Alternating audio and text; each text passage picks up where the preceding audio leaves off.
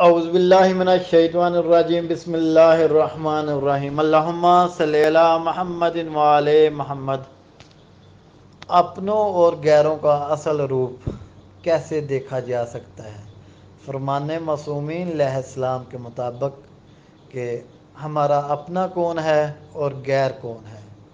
حضرت امیر المومنین علی علیہ السلام کی خدمت میں ایک شخص آیا اور عرض کرنے لگا، یا علی علیہ السلام، میرے اپنے مجھ پہ تنقید کرتے ہیں، میری توہین کرتے ہیں، میری تذلیل کرتے ہیں، تو بس اتنا کہنا تھا۔ تو امیر المومنین علی علیہ السلام نے فرمایا، اے شخص، یاد رکھنا تمہارے سچے دوست تمہارے عیب تمہارے منہ پہ کہیں گے، لیکن جو لوگ تم سے رشتہ و صداقت نہ رکھتے ہوں وہ تمہارے عیب تمہاری پیٹھ پیچھے کہیں گے۔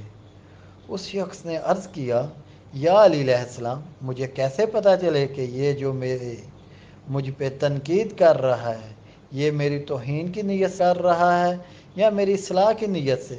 تو امیر المومنین علی علیہ السلام نے کہا، جس شخص کی نیت اصلاح کی ہوگی وہ تمہیں تنہائی میں سمجھائے گا، اور جس کی نیت توہین کرنے کی ہوگی وہ تمہیں سرعام سمجھائے گا۔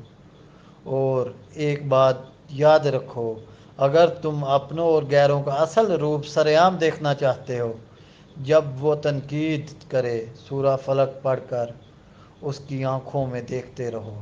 اگر چہرہ منحوس نظر آئے سمجھ لینا جتنے اس کے الفاظ تلخ ہیں اور اس سے زیادہ دل تمہارے لیے، اور جس کا چہرہ مطمئن لگے اور اس کی آنکھوں میں معصومیت عیاں ہوں تو سمجھ جانا بھلے اس کے الفاظ تمہارے لیے تلخ ہوں لیکن یہ دل میں تمہارے لیے الفت رکھتا ہے۔